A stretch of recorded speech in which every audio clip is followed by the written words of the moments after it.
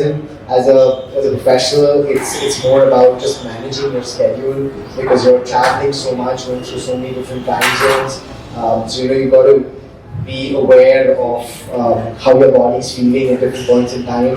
So I think the key to producing during the season consistently is not just the amount of work you put in, but also being smart about when to back off and when to kind of push yourself.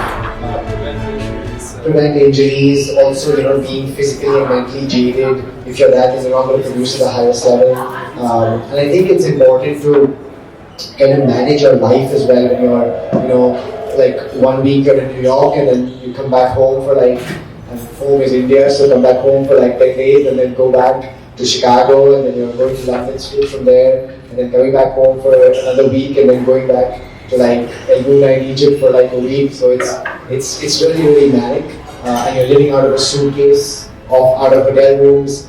So the time that you spend, maybe like 3-4 days at home in your own bed, is like gold dust. You love it.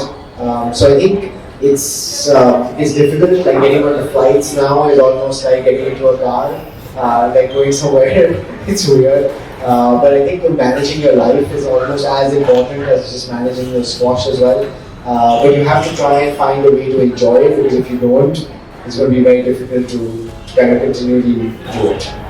And since you said you always fly back home, like that's also a really long flight, depending on where you played before. Is that even though you have to take a long flight, like a real recovery for you?